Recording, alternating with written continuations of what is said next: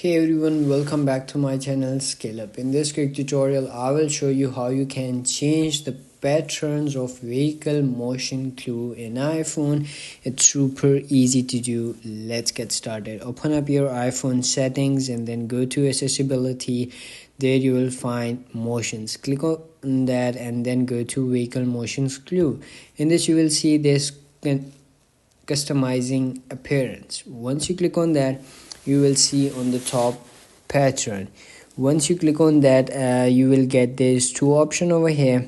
Once you click on this on the top regular option, it's gonna be change your pattern place over here or like that. Or once you click on dynamic, you can change all their size or like that place over here. So that's it.